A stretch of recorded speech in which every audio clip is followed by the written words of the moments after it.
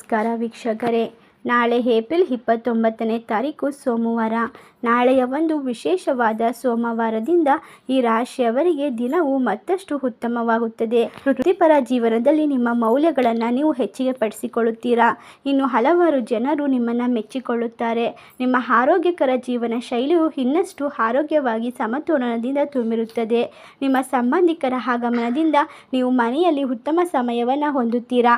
ತೀರ್ಥಯಾತ್ರೆಗೆ ಹೋಗುತ್ತಿರುವಂತಹ ತಂದೆ ತಾಯಿಯವರಿಗೆ ನೀವು ಬಲವಾದ ಒಂದು ನಂಬಿಕೆಯನ್ನು ನೀಡುತ್ತೀರಾ. ಇದರಿಂದ ಅವರ ಮನಸ್ಸಿನಲ್ಲಿ ಇರುವ ಚಿಂತನೆಗಳು ದೂರವಾಗುತ್ತದೆ. ಒಟ್ಟಿನಲ್ಲಿ ನಾಳೆ ನಿಮಗೆ ಶುಭಕರವಾದ ದಿನ ಎಂದು ಹೇಳಬಹುದು. ಇನ್ನು ಮುಂದಿನ 35 ದಿನಗಳವರೆಗೂ ಕೂಡ ನೀವು ಅದೃಷ್ಟವಂತರು ಹಾಗೂ ರಾಜಯೋಗವನ್ನು ಅನುಭವಿಸುತ್ತೀರಾ. ಹಾಗಾದರೆ ಯಾವೆಲ್ಲ ರಾಶಿಯವರಿಗೆ ಯಾವೆಲ್ಲ ರೀತಿಯ ಲಾಭಗಳು ದೊರೆಯುತ್ತದೆ ಎಂದು ನೋಡೋಣ ಬನ್ನಿ. ಅದಕ್ಕೂ ಮುನ್ನ ನೀವು ಕೂಡ ಮಹಾವಿಷ್ಣುವಿನ ಭಕ್ತರಾಗಿದ್ದಲ್ಲಿ ಈ ವಿಡಿಯೋಗೆ ಒಂದು ಲೈಕ್ ಕೊಟ್ಟು ತಪ್ಪದೆ ನಮ್ಮ ಚಾನಲ್ನ ಸಬ್ಸ್ಕ್ರೈಬ್ ಮಾಡಿ. ಹಾಗೆ ಪಕ್ಕದಲ್ಲಿ ಇರುವಂಥ ಬೆಲ್ ಐಕನ್ನ ಕ್ಲಿಕ್ ಮಾಡಿ.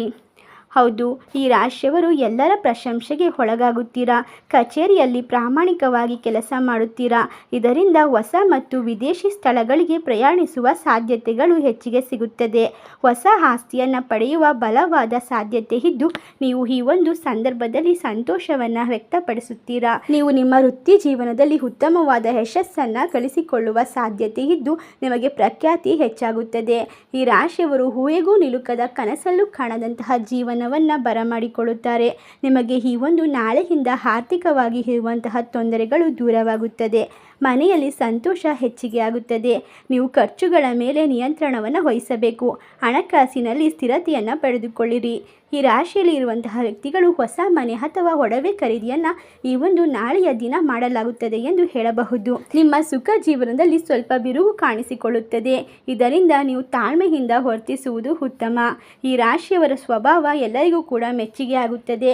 ಇಷ್ಟೆಲ್ಲ ಅದೃಷ್ಟವನ್ನು ಪಡೆದುಕೊಳ್ಳುತ್ತಿರುವ ರಾಶಿಗಳು ಯಾವುವು ಎಂದರೆ ಕುಂಭರಾಶಿ, ಸಿಂಹರಾಶಿ, ತುಲಾರಾಶಿ, ಮೇಷರಾಶಿ, ಧನಸ್ಸು ರಾಶಿ, ಕರ್ಕಾಟಕ ರಾಶಿ.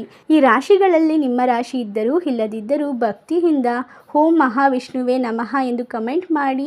ಈ ವಿಡಿಯೋಗೆ ಒಂದು ಲೈಕ್ ಕೊಟ್ಟು ಎಲ್ಲ ಕಡೆ ಶೇರ್ ಮಾಡಿ. ಧನ್ಯವಾದಗಳು.